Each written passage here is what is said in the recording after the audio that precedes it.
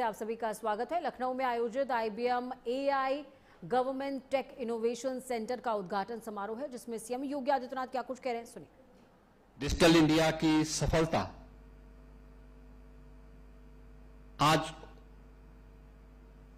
उसे विभिन्न मंचों के माध्यम से प्रस्तुत भी कर रही है।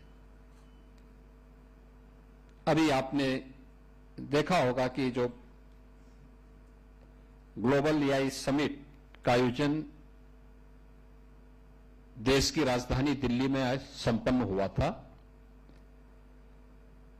वैश्विक नेताओं ने प्रधानमंत्री मोदी जी के विजन को सराहा। उनकी लीडरशिप में डिजिटल इंडिया की सफलता की उस कहानी को, जिसके माध्यम से 140 करोड़ भारतवासियों के सामने अपना डिजिटल पहचान पत्र उन्हें प्राप्त हुआ, जिनके माध्यम से आज 50 करोड़ लोग भारत के अंदर आयुष्मान भारत की सुविधा प्राप्त कर रहे हैं। भारत के अंदर 50 करोड़ से अधिक लोग परिवार देश के अंदर अपने अकाउंट को खोल करके डीबीटी के माध्यम से शासन की पारदर्शी बैंकिंग सुविधा का लाभ और शासन की योजनाओं का लाभ प्राप्त करते हुए दिखाई देते हैं।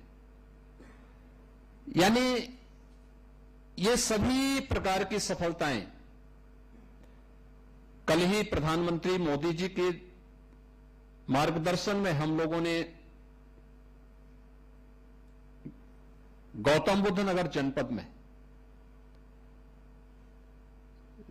प्रदेश की पहली सेमीकंडक्टर यूनिट का आधारशिला भी रखी है।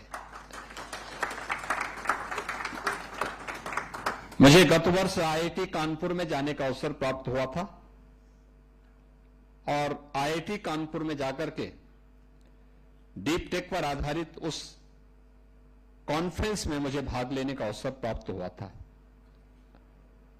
IIT कानपुर से आपका पुराना संबंध है और IIT कानपुर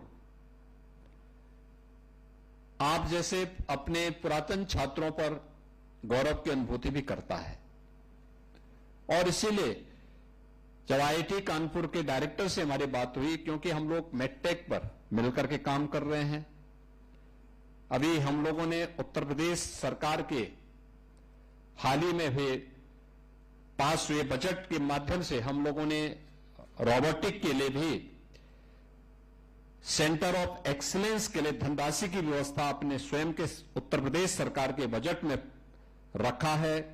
इससे पहले ड्रोन टेक्नोलॉजी के लिए भी सेंटर ऑफ एक्सीलेंस की स्थापना के लिए उत्तर प्रदेश सरकार ने बजट में अपने धनराशि की व्यवस्था रखी थी।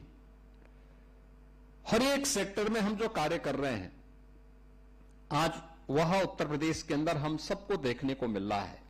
भारत की सबसे बड़ी आबादी का राज्य जिस तेजी के साथ आगे बढ़ा है, उसमें प्रत्येक सेक्टर में आज यूपी का इंफ्रास्ट्रक्चर हो, टेक्नोलॉजी का बेहतर उपयोग करते हुए उत्तर प्रदेश के अंदर प्रत्येक तबके के लोगों के बारे में मैंने अभी हाल ही में विधानसभा सत्र के दौरान 2 उदाहरण दिए थे। टेक्नोलॉजी का बेहतर उपयोग करके या एक टूल्स का उपयोग करते हुए कैसे हम एक आम नागरिक के जीवन में परिवर्तन ला सकते हैं, इसके कुछ उदाहरण भी प्रस्तुत किए थे। मैंने एक उदाहरण दिया था वहां पर, और वह था कि कैसे आज से यानी हम लोग 2017 के पहले 40 वर्षों तक उत्तर प्रदेश की जनता इंसेफ्लाइटिस की बीमारी को झेलती रही है। और मेरा जो अनुमान है, इस पूरी बीमारी में उत्तर प्रदेश के 50,000 से अधिक मासूम बच्चों की मौतें हुई थी। हम लोग उपचार तक सीमित थे। हमने डाटा को कलेक्ट करने का प्रयास नहीं किया, उसका विश्लेषण करने का प्रयास नहीं हुआ, उसका कहीं भी कोई एनालिसिस नहीं होता था। यह मान लिया जाता था कि यह सामान्य बीमारी है लेकिन जब डाटा एकत्र हुई, उनका एनालिसिस किया गया, परिणाम क्या हुआ कि जहां पे शुद्ध पेयजल नहीं है, खुले में शौच है, वहां यह बीमारी ज्यादा है। और डबल इंजन की सरकार ने प्रधानमंत्री मोदी जी के नेतृत्व में स्वच्छ भारत अभियान और जल जीवन मिशन के अंतर्गत हर घर नल की योजना को जब प्रभावी ढंग से क्रियान्वित किया, आज मुझे बताते हुए प्रसन्नता है कि उत्तर प्रदेश में इंसेफ्लाइटिस पूरी तरह समाप्त हो चुकी है। अब इंसेफ्लाइटिस से कोई मौत नहीं होती है। यानी कैसे एआई अंतिम पायदान पर बैठे हुए व्यक्ति के जीवन में परिवर्तन ला सकता है, यह हेल्थ के सेक्टर में हम लोगों ने यहां पर देखा है।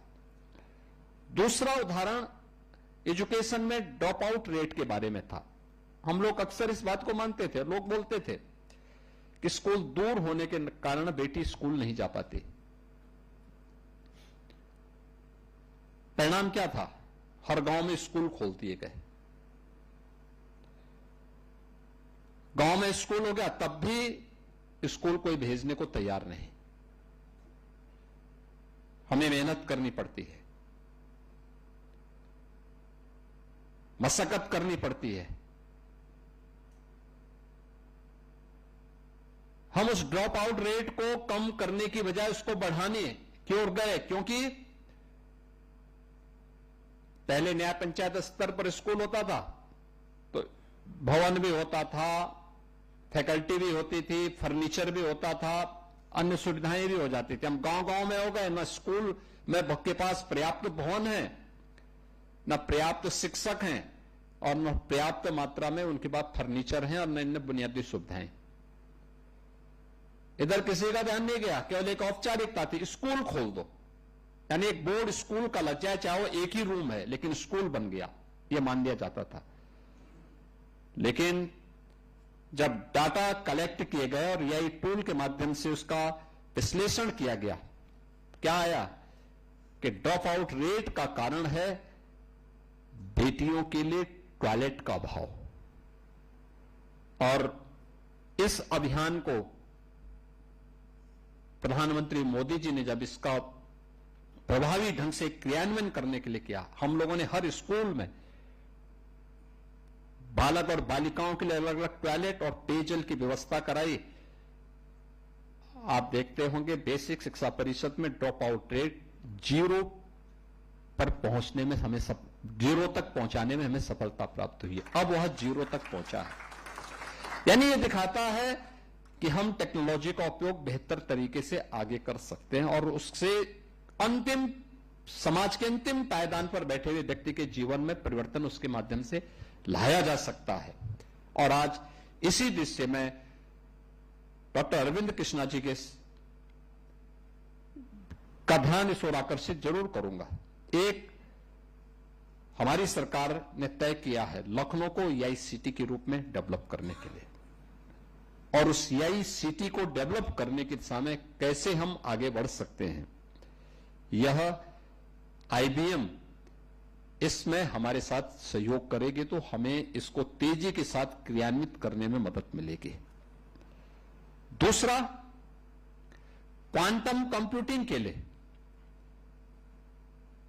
मेरा यह मानना है कि उत्तर प्रदेश की दावेदारी मजबूत है, और मजबूत इसलिए है क्योंकि देश का पहला कंप्यूटर आईबीएम ने ही आईआईटी कानपुर में स्थापित कराने में योगदान दिया था, और आज उस दिशा में हम लोग आगे बढ़ रहे हैं। धनराशि आज के दिन पे कोई मायने नहीं रखती। हमने मेडटेक के लिए आईआईटी कानपुर के साथ मिलकर सहयोग किया, और मेरा मानना है हम लोग आईआईटी कानपुर के साथ भी काम कर रहे हैं। वर्तमान में लगभग 7 सेंटर ऑफ एक्सीलेंस अलग अलग फील्ड के उत्तर प्रदेश के अंदर कार्यरत हैं, और बहुत अच्छी उनकी प्रोग्रेस है, बहुत अच्छा काम कर रहे हैं। लखनऊ में हेल्थ में एससीपीजीआई बहुत अच्छा कार्य कर रहा है, आईआईटी कानपुर बहुत अच्छा कार्य कर रहा है। मेरा मानना है क्वांटम कंप्यूटिंग के लिए आईबीएम के लिए भवन देने के लिए आईआईटी कानपुर नोएडा वाले कैंपस में सहयोग करने को तैयार है। उत्तर प्रदेश सरकार इसमें इनिशिएटिव लेकर के सहयोग करने को तैयार है। आईबीएम तैयार हो, तीनों मिलकर के तैयारी करें, तीनों मिलकर के इस इनिशिएटिव को आगे बढ़ाएंगे। जो क्वांटम कंप्यूटिंग का एक कार्यक्रम उत्तर प्रदेश से प्रारंभ होकर के जो डीप टेक के लिए जो आज प्रधानमंत्री जी का विजन है उसको हम आगे बढ़ाने की दिशा में, उस दिशा में एक नए अभियान को ले जाने में सफल होंगे।